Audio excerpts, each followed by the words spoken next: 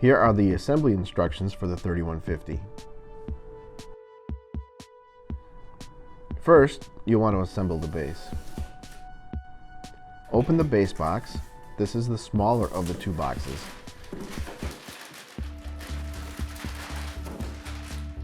And set the base on the floor. Unwrap the cylinder from the plastic bag.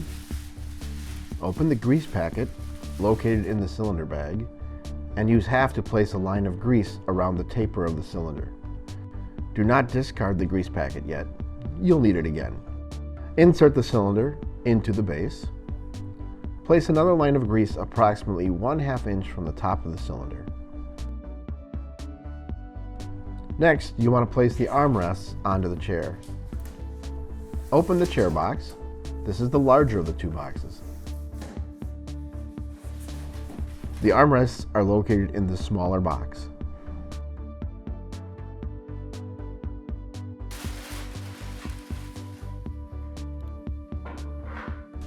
Take the chair out of the box and remove the plastic.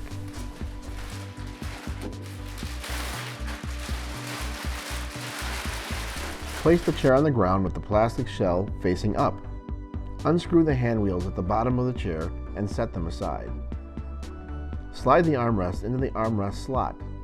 For C-loops, the closed section should go to the front of the chair. For swing arms, make sure the arm swings to the back. Twist the hand wheels back into place.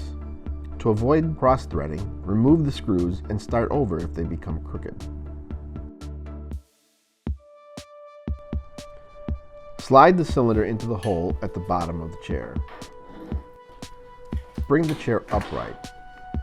Sit in the chair and make sure all the adjustments work properly. Now that you have your chair together, enjoy it. If you do, let us know.